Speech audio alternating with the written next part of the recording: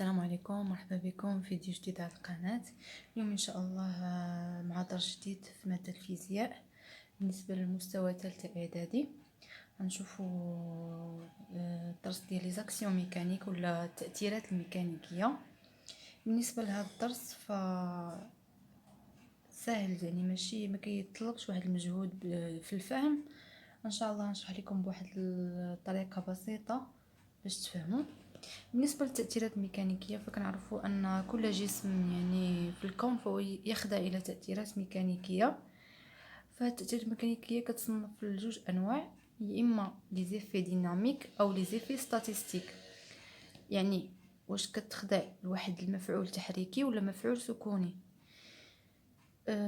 ناخدو فبالنسبة للمفعول التحريكي كناخدو باغ اكزومبل مثلا ان جوور دو فوتبول، فهو كيأثر على الكرة برجليه، يعني فاش كيضربها دونك يعني كيدير واحد ليفي تحريكي، يعني كيحركها باغ ان موفمون، يعني كيكون عندنا واحد المفعول تحريكي كنسميو ان ايفي ديناميك. بالنسبه لان ايفي ستاتيستيك او مفعول سكوني باغ اكزومبل بالنسبه للمفعول السكوني، فمثلا خديت انا هاد ستيلو حطيته فوق هاد الكتاب، يعني انا شنو كنلاحظ بان الكتاب كيأثر على ستيلو، دونك يعني ولكن ماشي بواحد الحركه، دونك في واحد السكون، ما كاينش واحد، ما عنديش واحد الموفمون هنايا، دونك عندي غير مفعول سكوني ان ايفي ستاتيستيك. دابا ندوزو نشوفو لي تيب داكسيون ميكانيك. بالنسبه لي تيب داكسيون ميكانيك فهما كينقسموا ليا على جوج الانواع. كاين عندنا ان اكسيون دو كونتاكت يعني تاثير تماس، وان اكسيون ا ديستانس يعني تاثير عن بعد، يعني كاينين جوج الانواع. بالنسبه للاكسيون دي كونتاكت كاين حتى هو كنعرفوه كيتواجد على جوج الحالات، كاين يا اما تماس مموضع ولا تماس موزع. كيفاش غنعرفوا بلي عندنا واحد الاكسيون كونتاكت لوكاليزي ولا ان اكسيون كونتاكت ريبارتيو، يعني كيفاش نعرفوا بلي عندنا واحد التاثير تماس مموضع ولا تاثير تماس موزع. باغ اكزومبل ناخذ واحد الكوب ونربطوه بواحد الخيط ان فيل، دونك عندنا واحد المكعب وربطناه بواحد الخيط، دونك هذا الخيط هذا كيأثر لي على هذا المكعب، ولكن فين كيأثر لي فقط في واحد النقطه، دونك في واحد المساحه اللي هي صغيره. هنا كنقول عندي ان اكسيون كونتاكت ريبارتيو يعني مموضع ماشي موزع، دونك حيت كيحصل لي التاثير في واحد النقطه اللي هي صغيره، واحد المساحه صغيره. ندوزو كيفاش نعرفو عاوتاني ان اكسيون دو كونتاكت لوكاليزي يعني موزع، تاثير تماس موزع. كناخدو اون طابل وكنوضعو فوق منها واحد الليفغ، وكنشوفو بلي ان ديك الطابل كتاثر على هذا الكتاب، ولكن في واحد المساحه اللي كبيره ماشي في نقطه فقط، دونك مع هذه الكتاب يعني ما كيحصلش غير في نقطه واحده، دونك في واحد المساحه اللي كبيره. دونك هنا تنقولوا باللي عندنا واحد الاكسيون دي كونتاكت لوكاليزي. نتمنى تكونوا فهمتوا الفرق ما بين ان اكسيون دي كونتاكت لوكاليزي وان اكسيون دو كونتاكت ريبارتير، كيفاش تفرقوا بيناتهم. دونك هنا قلنا ان اكسيون دو كونتاكت ريبارتير ولا مموضع كيحصل ليا في واحد المساحه اللي صغيره في واحد نقطه فقط، يعني هذا الخيط كيأثر ليا المكعب في واحد المساحه قلنا صغيره في مساحه نقطيه.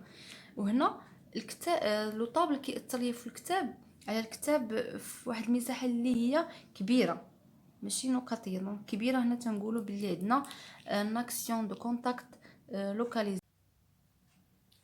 دابا نمشيو نتعرفوا على لي كاركتيرستيك ديال دي فورس. كل قوه كتطبق على واحد الجسم فهي عندها واحد المميزات.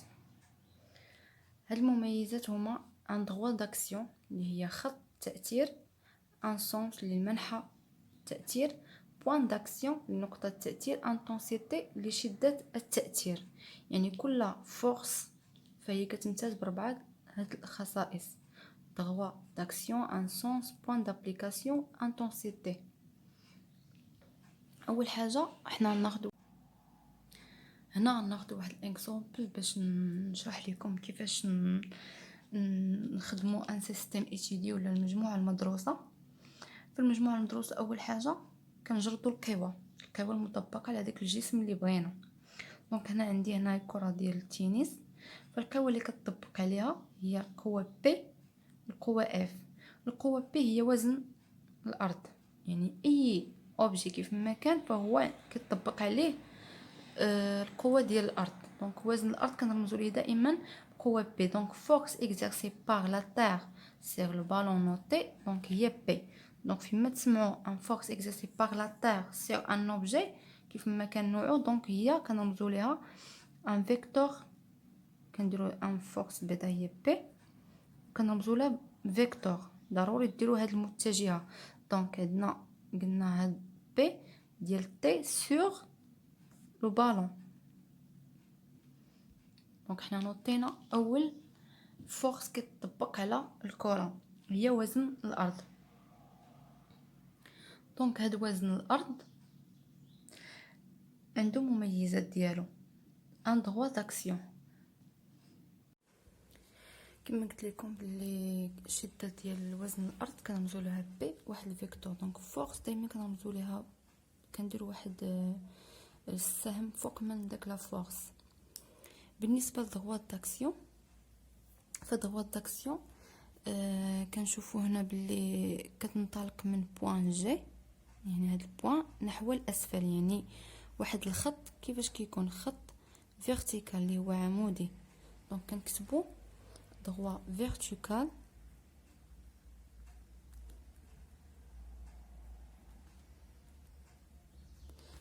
vertical passe par G par point G.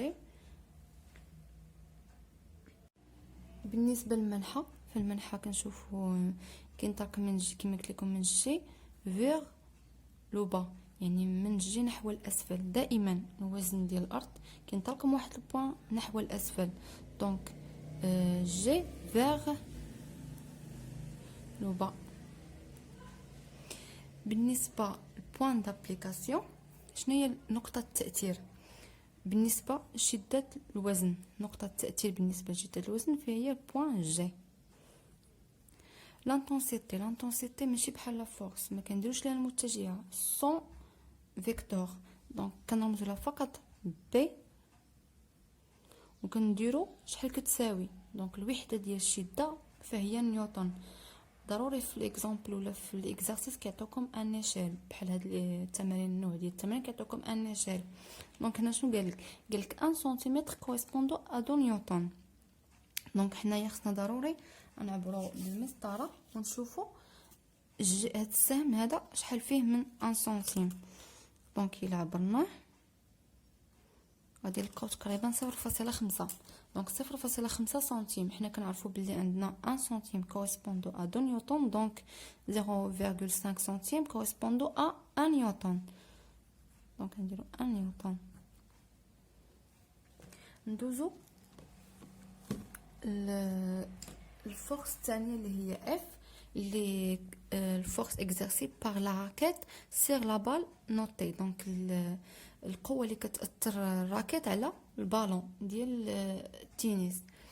دونك لا فورس exercée par la raquette sur le ballon notée par F.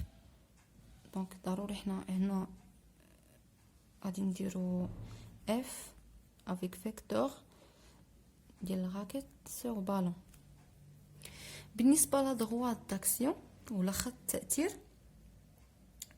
فهو كيكون دغوات كما كتشوفوا معايا دغوات اوريزونتال يعني افقي. دونك نكتبوا ان دغوات اوريزونتال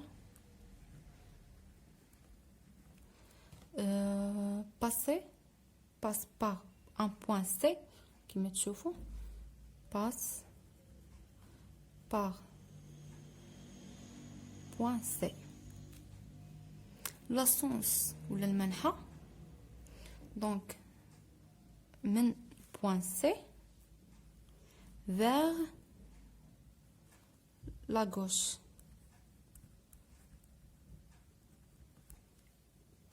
حنا باش نحدوا هاد المميزات ضروري يعني حنا كنشوفوا في اكزامبل اللي عندنا وكنحدوا، يعني ساهل، يعني ما كتطلبش شي حاجه اللي صعيبه.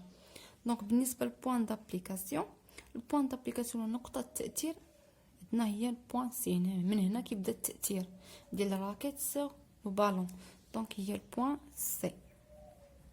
بالنسبه للانتونسيتي كما قلت لكم 100 فيكتور، يعني عندنا هي اف، كذلك حتى هي غادي نحسبها وغادي نشوف شحال من سنتيم عندي من بوان سي. نحسب من بوان سي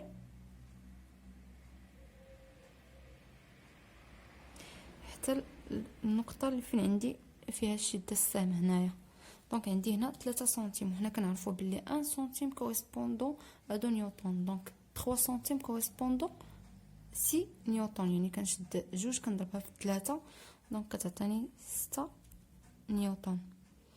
نتمنى تكونوا فهمتوا معايا شويه، وان شاء الله درس جديد في الفيديو القادم.